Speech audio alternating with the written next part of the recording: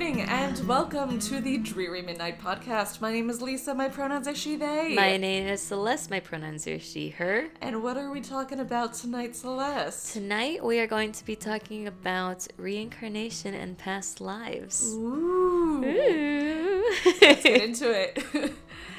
Intro music. Intro music.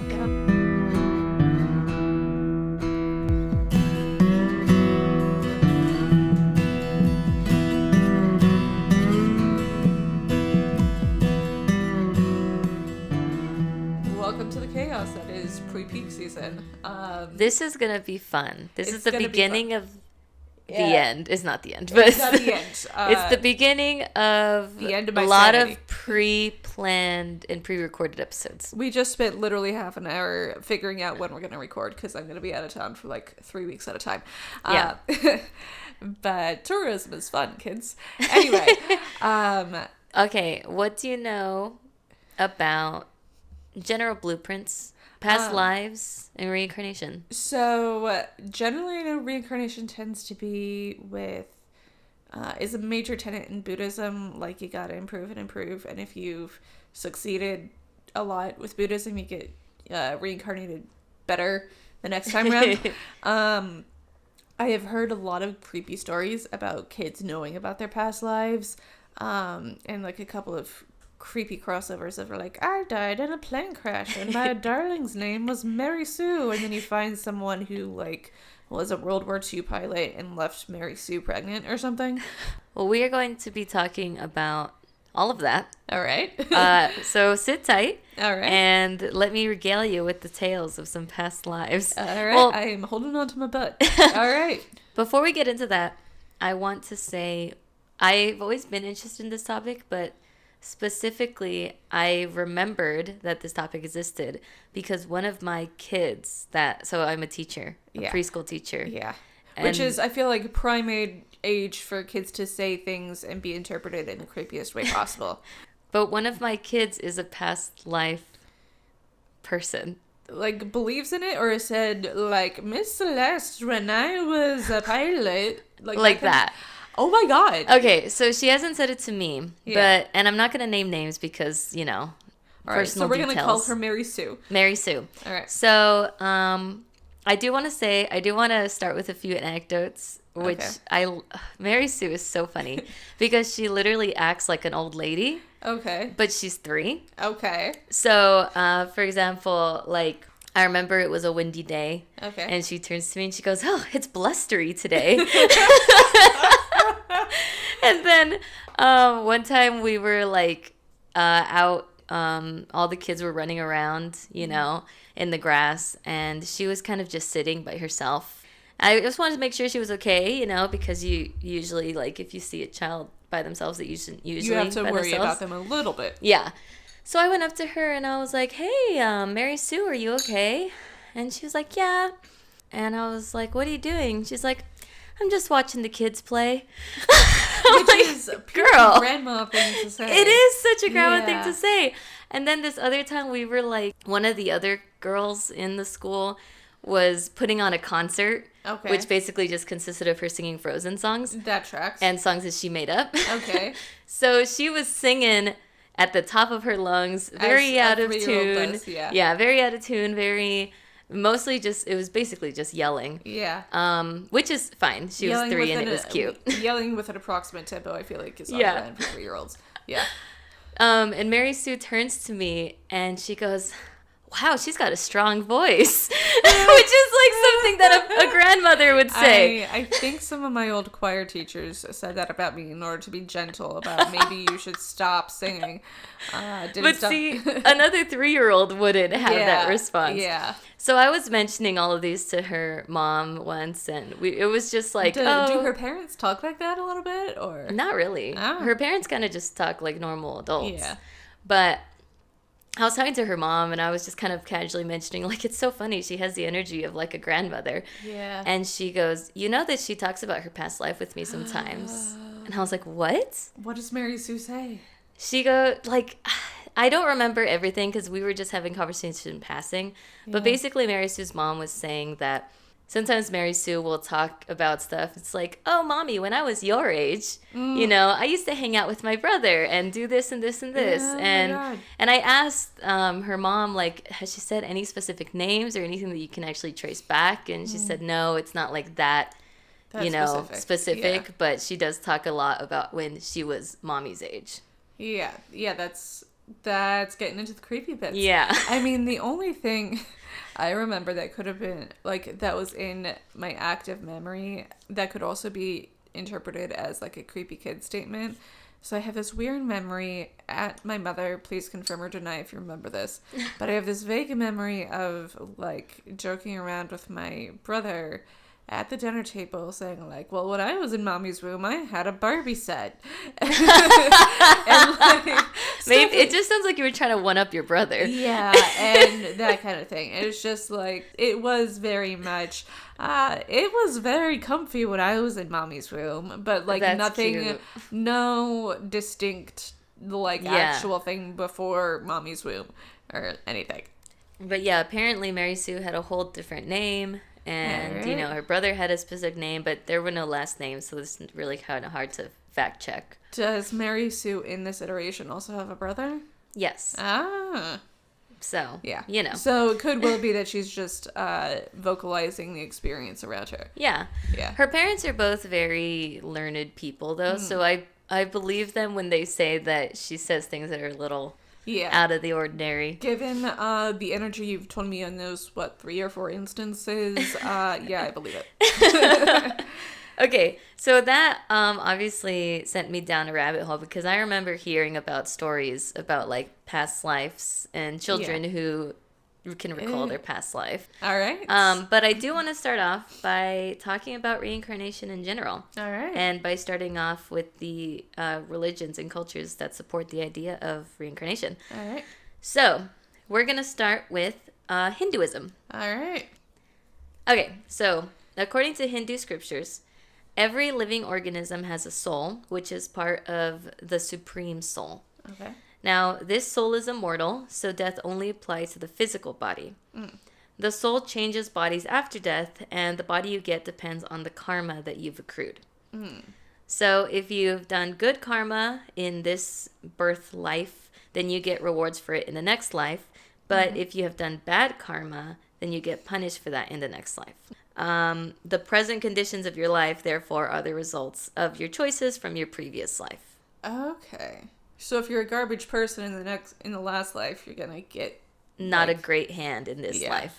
Is it like, if you're a serial killer as a human, do you get, like, reincarnated as a carrot, or like is it only animate things, or? Well, it depends on which religion we're talking about. So Hinduism specifically, you mostly are reincarnated as a human, but you can be reincarnated as an animal.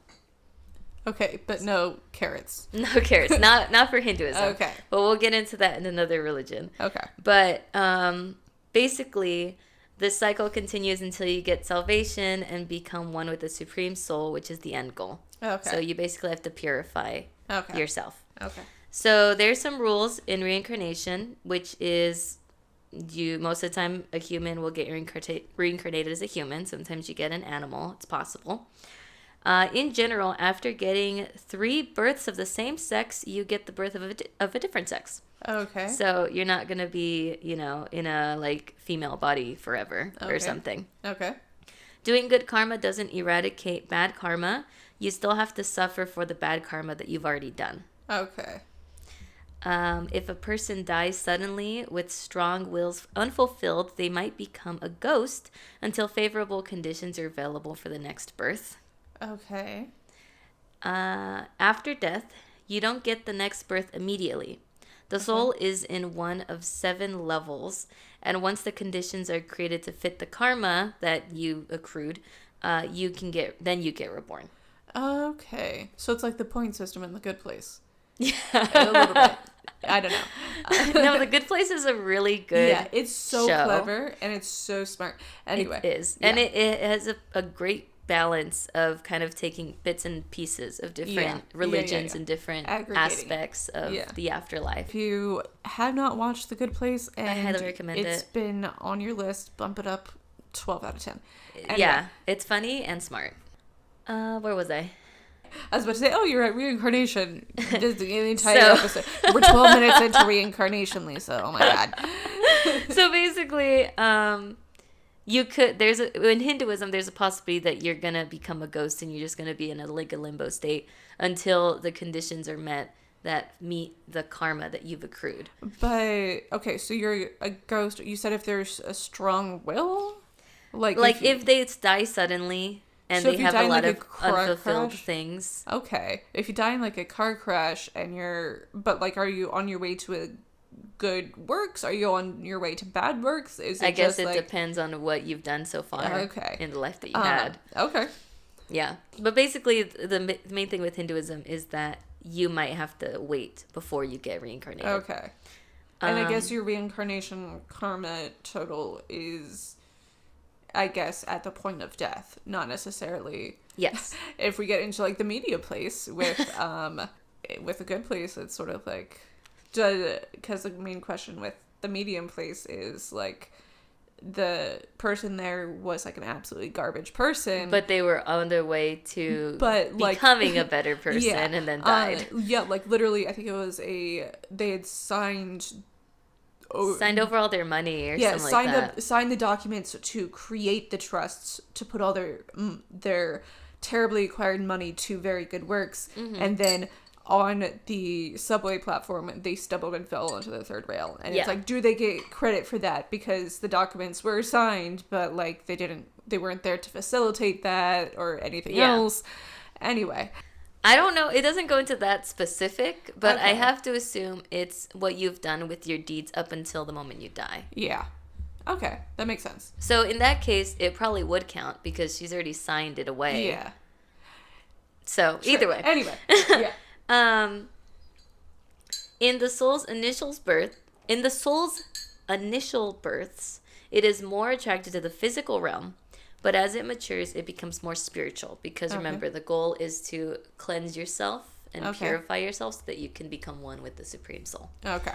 So when it first starts, it's more like attracted to the physical things, and then, the more spiritual a person is, that probably means that they've been reincarnated a lot. Okay. All of your good and bad karma is recorded in your body, and when you die, those memories enter the new body. Okay. Which is remember how we that get for the past lives thing. Yeah. Which is how we get to, I was in a fire and my girlfriend was Mary Sue. Yeah. Okay. And some Hindu sages believe that everything since the creation of the universe is stored in our bodies, but only a few people can recall those memories. Which I think would be really cool. Yeah. Like, I remember the Big Bang. Yeah. It'd be wild to have like a caveman memory or something. Yeah. We do have reusable straws in reusable glasses, which are a little bit loud. And lastly, only human beings can attain salvation.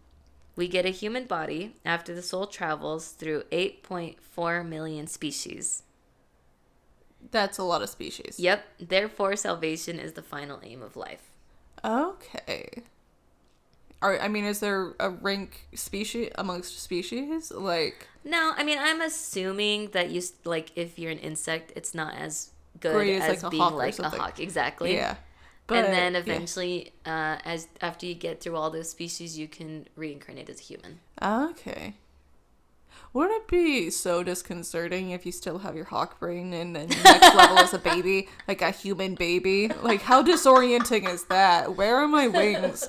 You just see a human baby look freaked out, with the big hawk eyes. Yeah. Just staring at things. Yeah. So that's in a nutshell reincarnation according to Hinduism. So another religion that believes in reincarnation is Jainism. Okay. Now all of these religions are in the generally Asia? East, yeah. Okay. Yeah. East of here. Yeah. It's not really a Western philosophy. Yeah.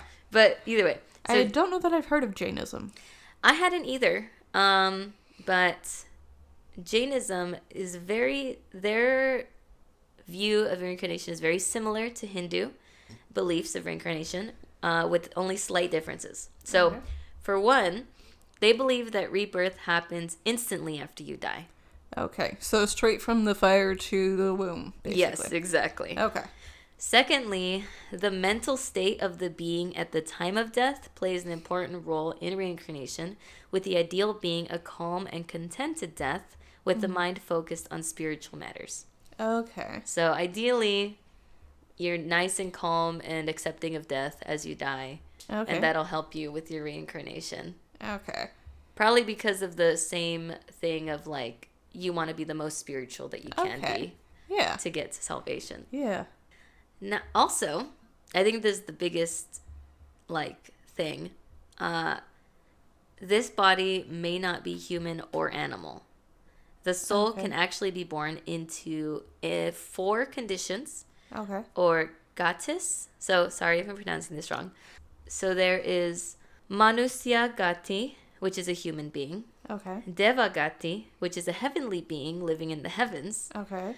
Naraka Gati, which is an infernal being living in the hells, and Tiryag Gati, which is an animal or plant. Okay. So carrots are on the table for Carrots are now on the table. Okay. Okay. Now, the main goal is liberation of the soul from the cycle of rebirth, and like Hinduism, Jainism believes that only humans can have a liberated soul. So, if you get reincarnated as a carrot, you done fucked up. Yeah. Well, if you get reincarnated as a carrot, you got to reincarnate again and again and again until you get a human soul. Yeah. So, gathering positive karma can lead to birth as a heavenly being or a human being.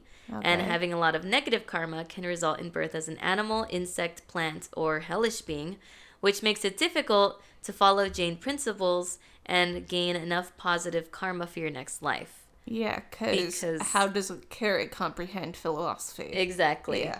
So you just kind of have to keep being reincarnated until you are a being that can understand the concept of these, philosophical concepts. Yeah, exactly. Of the principles of Jainism. Okay. And then you have to actually follow those principles. Okay. So you have to be both mentally and physically able to, like, follow everything. Yeah. Okay. When you put it that way, 8.4 million doesn't seem like a lot of reincarnation, because you could be a carrot, die, and then be like a cricket, and then die in like 2 days, and then be, you know what I mean? Yeah. And, like, especially if you think of the life cycle of some of these insects, or even, like, a couple of birds. Exactly. Like, I mean...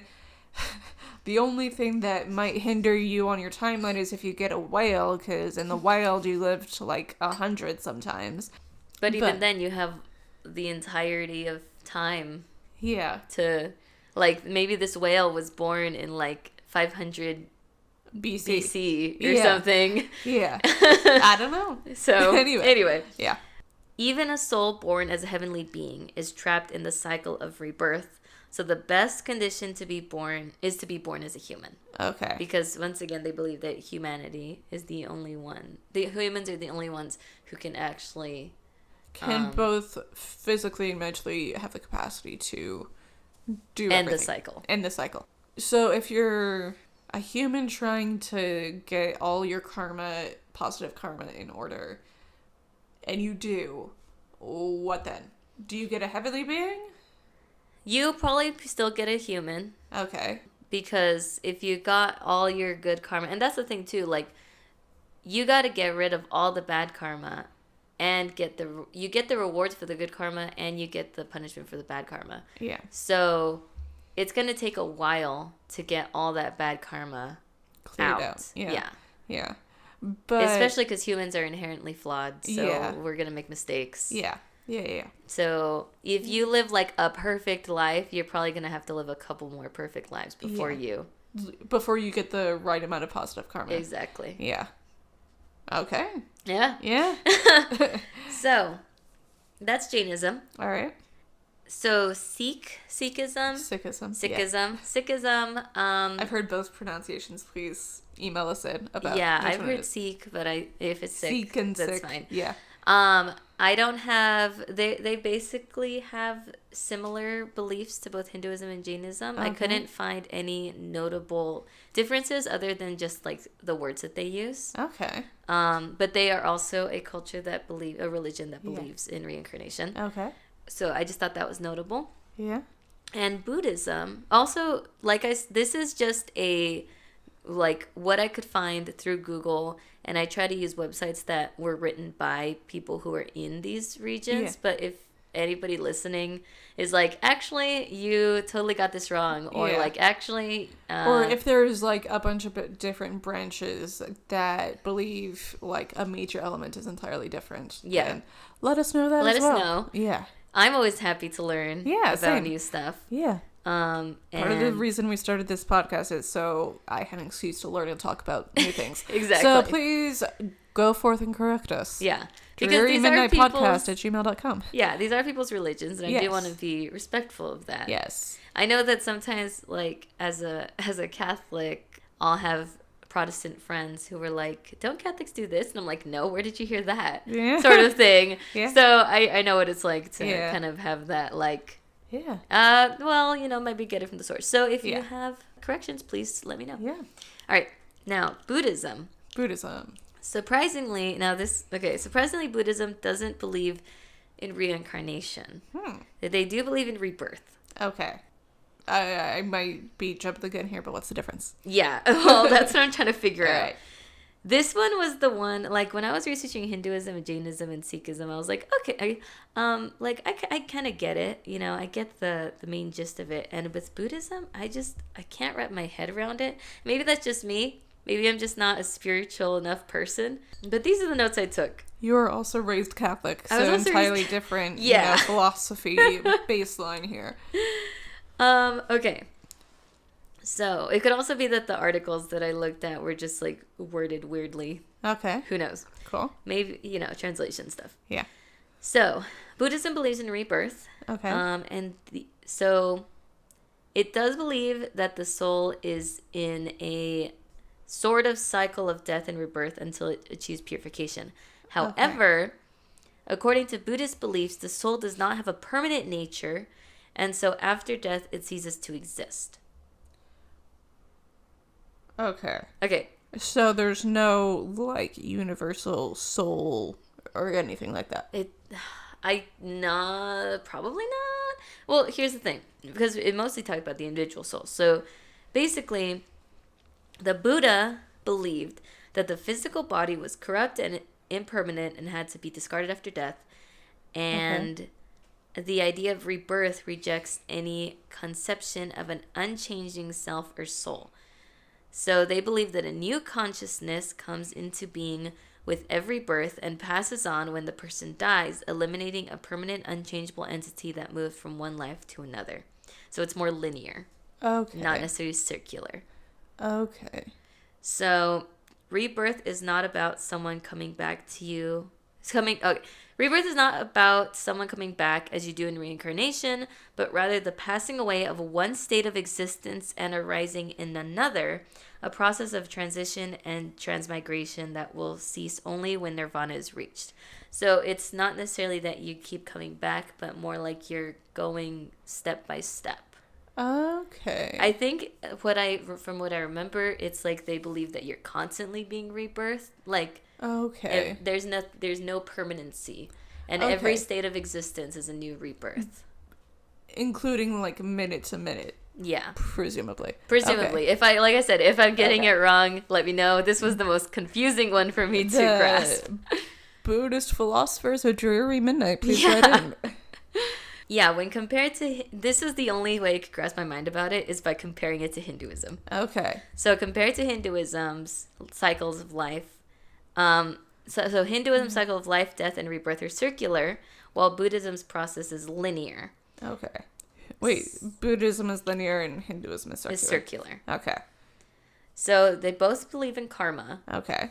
but from what I could tell, it's more like Buddhism believes like your soul ceases to exist, but the karma that you made Okay. kind of affects they kind of believe in like the actions you do, and the butterfly effect is kind of that karma that you leave behind. Okay. So latching onto something that you might have said earlier, so it's a new consciousness every time there's a rebirth, at least in Buddhist philosophy. Yeah. That means, or that at least that indicates to me that Hinduism would like to indicate that it's the same or similar consciousness from one body to the next. So you have your carrot memories and your hawk memories. Exactly. Whereas in Buddhism, it's, you wouldn't necessarily have your carrot instinct and your hawk instinct. Yeah. But I think Buddhism, from what you've described so far, is very much in the things are not created or destroyed, just transferred. Yeah. A la physics and energy. I was hoping that you would help me figure it out, and it seems you have. I mean, again, Buddhist scholars of Dreary Midnight, please write in to correct us on that. Yes. I might have gotten that totally wrong. And that was very much me trying to vocalize things. But again, Buddhist and Sikh and Hindu and Jainist philosophers of Dreary Midnight, please chime in. Yes. drearymidnightpodcast@gmail.com. And of course, like with every religion, there's different sects of different religions, and some might believe in one thing and some might not. Yeah. So, keeping that in mind. Yes. Those are the cultures that kind of believe in incarnation. There's more of them, but those are like the main ones that I found. And now we're going to kind of look less at religion and more at past lives in a sense. Okay. So basically, we're going to look at how Western audiences react to this idea of reincarnation. Okay. So I'm going to mention two names, which is Ian Stevenson and Jim B. Tucker. Have you heard of either of those people? Okay, perfect. So, this is the second half of my podcast. This week. Yeah. All right. So, Ian Stevenson, he lived from 1918 to 2007. Okay. Someone was long-lived. Yeah, seriously. He was a Canadian-born American psychiatrist who founded and directed the Division of Perceptual Studies at the University of Virginia School of Medicine. Okay. Stevenson was a professor at the University of Virginia School of Medicine for 50 years, and he was chair of the Department of Psychiatry from 1957 to 67, and a research professor of psychiatry from 2002 until his death in 2007. Okay. When he was in his 80s, he was still teaching. Well, he was at least researching. Yeah. So, as the founder and director of the Division of Perceptual Studies, originally named Division of Personality Studies, which investigates the paranormal, Stevenson became known for his research into cases he considered suggestive of reincarnation. The idea that emotions, memories, and even physical bodily features can be passed on from one incarnation to another. And not from, like, your just mom's side of the family. Okay. He basically was like, there are some personality traits or some things that don't necessarily make sense to come from. We'll get into that. From, like, genetics or nature and nurture and all that. Yeah. Okay. Also, isn't it wild that UVA had, like, an entire department for paranormal shit? I know. I think they still do. I don't know. I mean, maybe not. In the course of his 40 years doing international fieldwork, he researched 3,000 cases of children who claimed to remember past lives. That is a solid sample size. Yep. His position was that certain phobias, philias, unusual abilities, and illnesses could not be fully explained by genetics or the environment. He believed that in addition to genetics and the environment, reincarnation might possibly provide a third contributing factor. Say that entire last sentence one more time. He believed that in addition to genetics and the environment, reincarnation might possibly provide a third contributing factor. Okay. So basically what we were saying, which is it's not necessarily nature or nurture, it could be something else. Okay. So, after Stevenson's retirement, from the department. Jim B. Tucker, a child psychiatrist and Bonner Lowry professor of psychiatry and neurobehavioral sciences at UVA, worked with Stevenson. He worked with Stevenson for several years until Stevenson's retirement, and he took over in like 2002. So then Tucker started taking more over research Stevenson's and research. stuff, And he's still doing that. Okay. Like I said, it was 3,000 cases, and they weren't just from the U.S., but they were also in other countries, Brazil, India, Sri Lanka, Turkey, as well as various countries in Africa and Europe. Okay, so a solid sample size of cultural influence as well. Yeah. That's good. And then when I was just having casual conversation. Yeah, you know. I could call him up. Yeah. No, when I was reading, it was a short paper that Tucker had written. He mentioned that there's basically cases throughout the world except for Antarctica because nobody lives in Antarctica. Except adult researchers not having babies. Yeah. These are kind of the general facts about kids who are talking about past lives. So they begin talking about past lives around the age of 2 or 3, basically when they start being verbal. Okay. And stop having these memories around 7 to 8 years old, generally. Okay. They make their statements spontaneously and without the use of hypnotic regression. Okay. So you know how people do the past life regression thing? I know of it, yeah. Yeah. I don't know anyone who's done it. I think it'd be fun, honestly. But if you have, write in drearymidnightpodcast at gmail.com.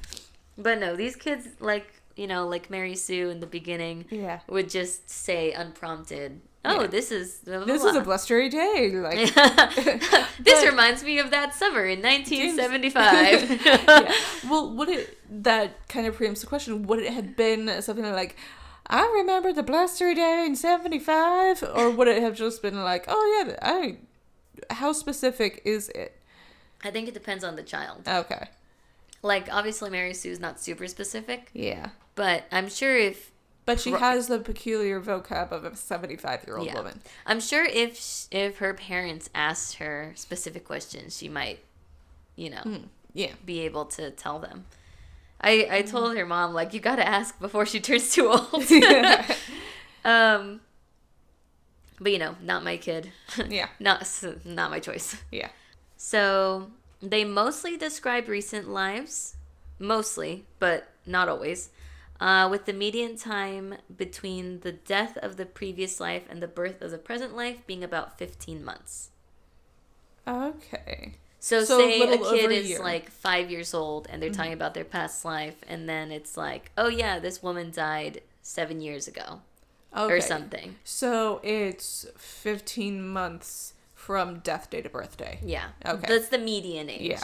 Okay. Which means that it can go as far as like 70 years before or as short as like a year before or a couple years before or something. But that over the course of the 30,000 case studies they did, that's generally you've noticed that it happens within the lifetime, like the past lifetime, and also that it tends to happen around their home country, like in their home country or around their home country. So your Mary Sue is not somebody reincarnated from like Sudan or something? No. My Mary Sue is probably somebody reincarnated from the United States. Yeah. Okay.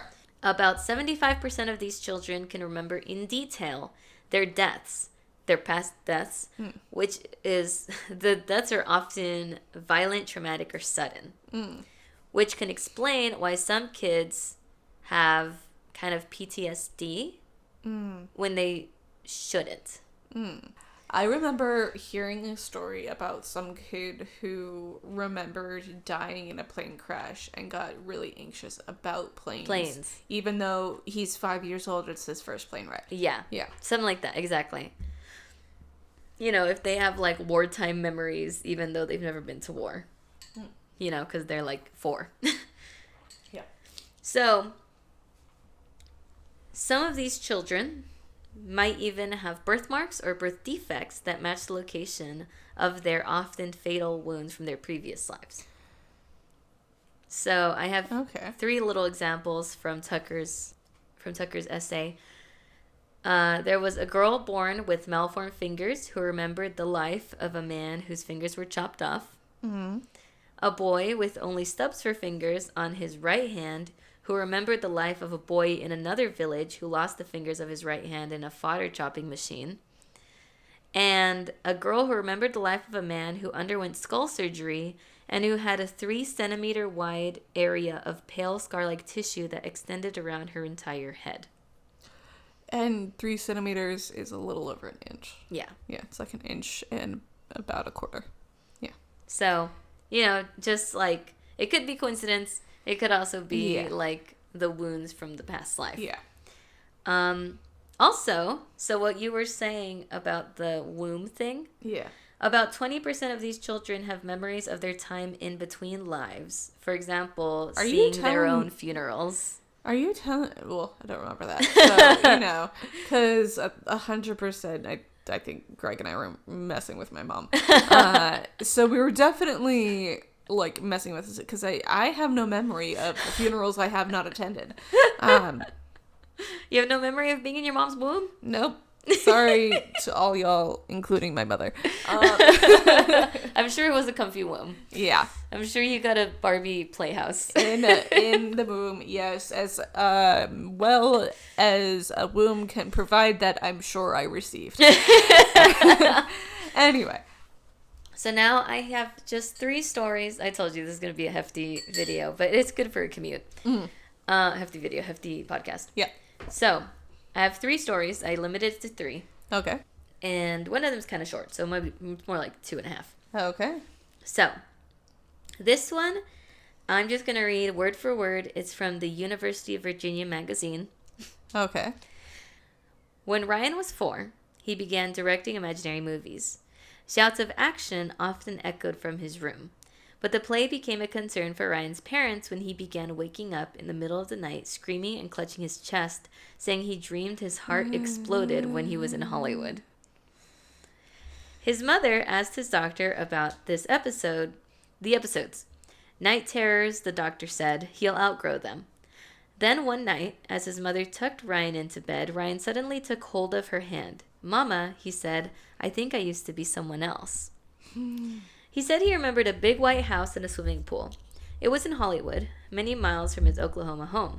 He said he had 3 sons, but he couldn't remember their names. He began to cry, asking his mother over and over why he couldn't remember their names.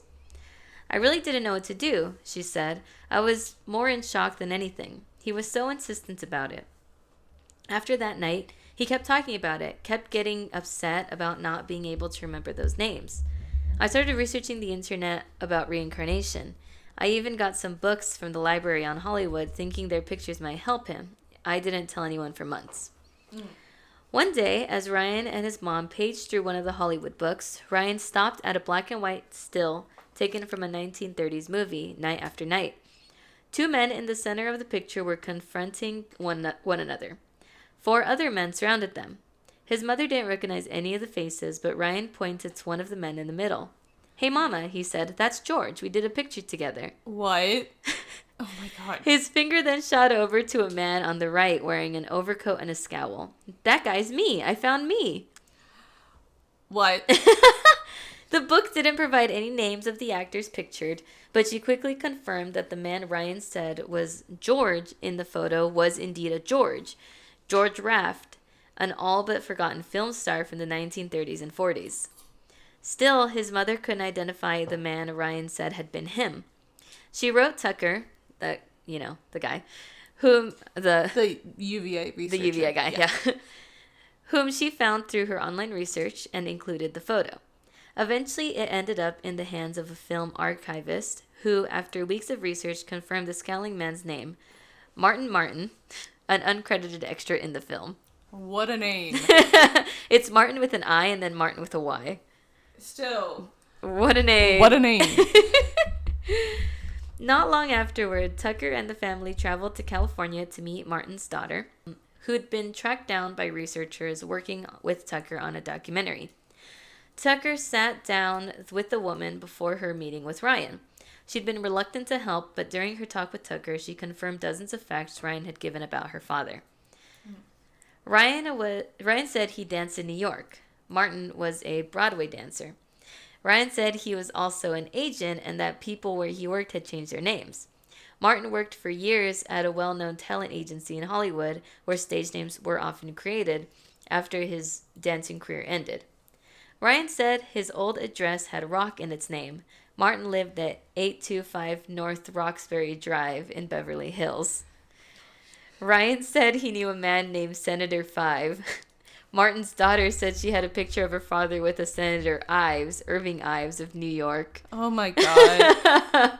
But who served in the U.S. Senate from 1947 to 1959. Oh my God. And yes, Martin had 3 sons. The daughter, of course, knew their names. Oh my God. That's a lot. It is a lot.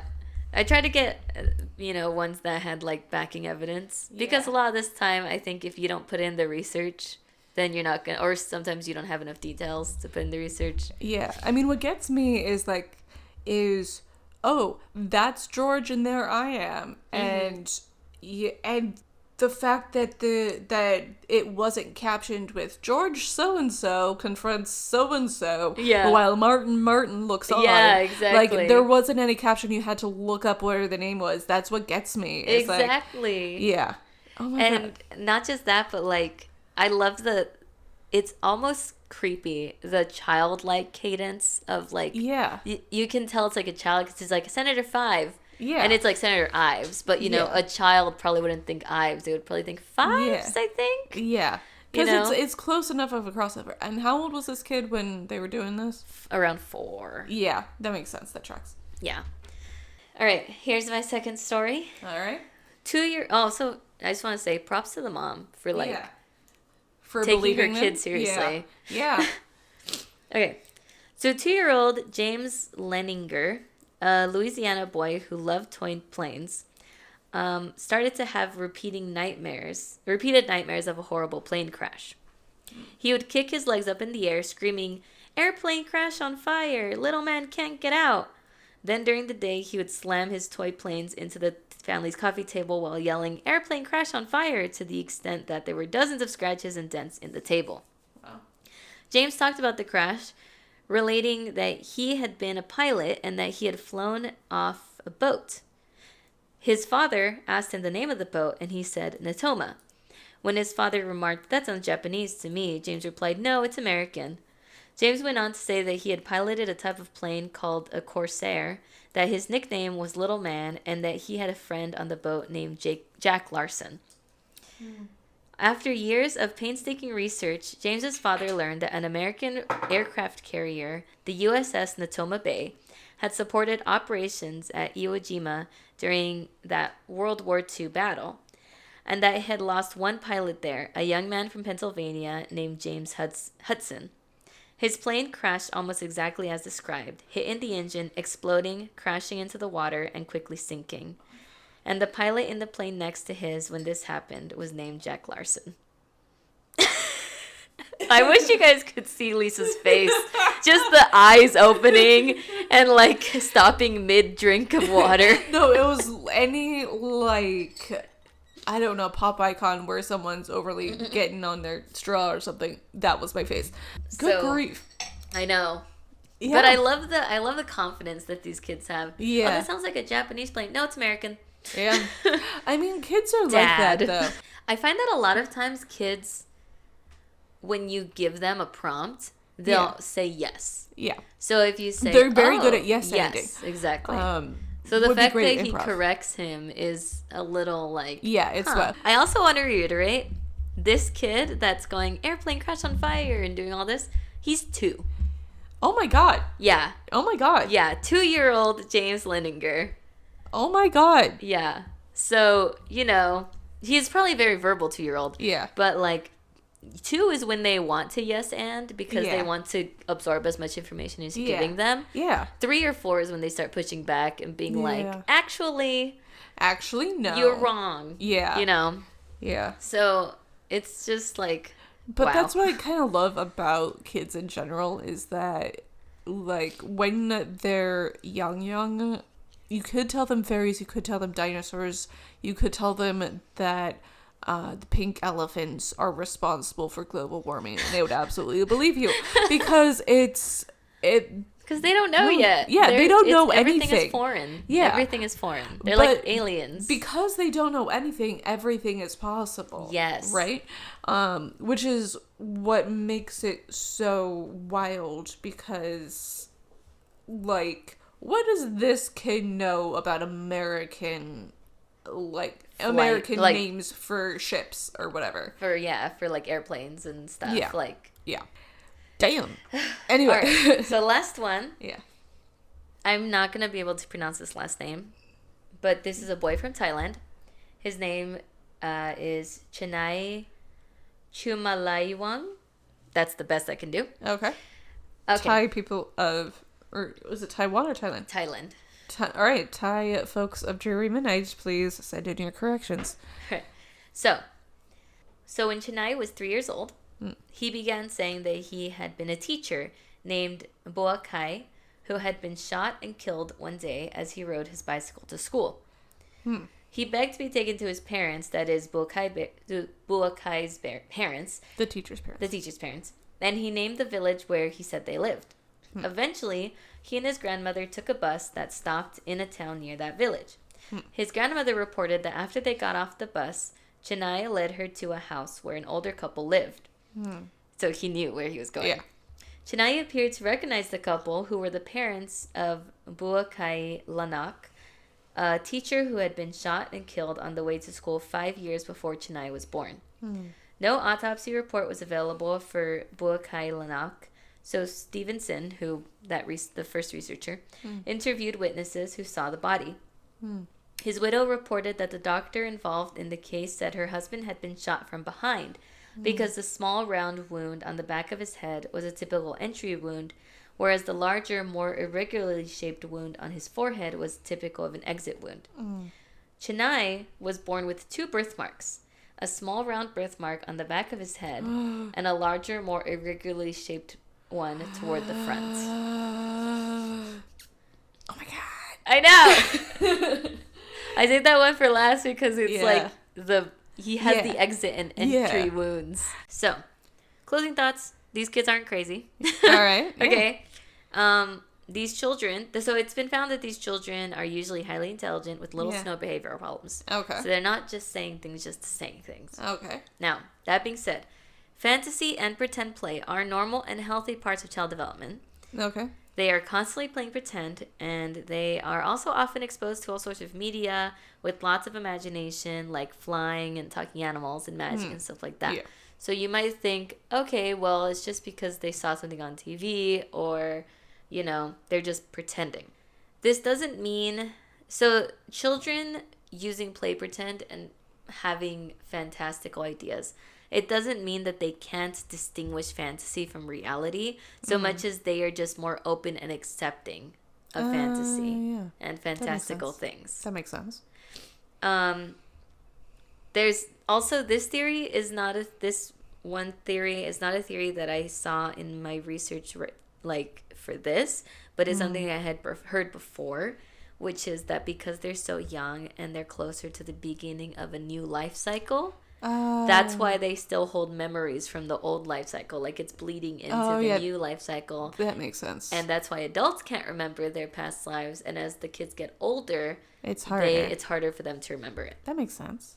Yeah. So that's a theory. So it could be that that kids are just more in tune with fantasy and more willing, like you said, to believe things and understand things that adults are not willing to believe. That makes sense. And it could also be that they are just in the life cycle phase, kind of in this in between. Yeah, that makes sense.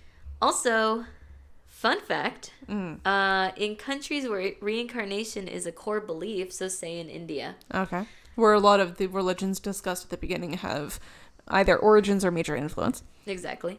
Children with reincarnation stories are more likely to keep their memories longer than, say, Western countries where parents aren't necessarily encouraging of these beliefs. Huh. Because if you already believe in reincarnation and then your kid says, this is who I was in the past life, then you're like, oh yeah, what's tell me more about that? Yeah. Because it's not weird to you. Yeah. Whereas if you don't believe in reincarnation and your child says, this is who I was in the past life, you're going to think that's weird and creepy. Yeah. Yeah. Yeah. so you're not going to want to encourage it. So I just thought that was a fun fact. Like, Yeah. you know, All right. you're fostering. So that's basically what I have about reincarnation and past lives. Do you have any questions, any closing statements? I don't think so. At least not for me. Dear listeners, go ahead. If you or I ever have children that have past lives, we have to record it. Yes. Okay. Yeah. Just so you know. It will be a recurring pod topic. But dear listeners, if you have any follow-up questions or comments, send us an email at drearymidnightpodcast@gmail.com. Yes, it's also, if you have any corrections as well about pronunciations or further facts about the religions that neither Celeste nor I practice. Yes. Again, drearymidnightpodcast@gmail.com is the best place to do that. Do you believe in reincarnation? Do you believe in past lives? Because I sure do. Well, I don't know if I believe in like the whole concept of reincarnation, but I definitely believe that it's a possibility. Yeah, I mean, the universe is vast and full of possibility. And so I think plenty of things have been possible, have been known to happen, and will be known to happen. I just don't know for sure if reincarnation is one of them, but I also don't know that it's not one of them. Yeah. But that's a good. Yeah. Elucidate your philosophical statements. drearymidnightpodcast@gmail.com, or send them on Instagram at drearymidnightpod, which Celeste mostly runs, but I'm in the DMs occasionally. And if you want to support us with money, which is the best place to do that, yes, please. Gonna be some more tourism tales coming your way momentarily, but a lot of stuff is gonna be coming your way. The best place to support us is with money. Patreon.com/drearymidnight. It ensures that we can keep our recording equipment nice and around. Fixed. Nice and around. Yes. A good way to say it. It helps pay for the music and all that kind of thing. Our theme song is licensed through Epidemic Sound, and the artist is 16 Wheelers. The song is called Ghost Hunt. And with all that said, keep in mind, karma's only a bitch if you are. And safe travels home on this dreary midnight. Good night. Good night.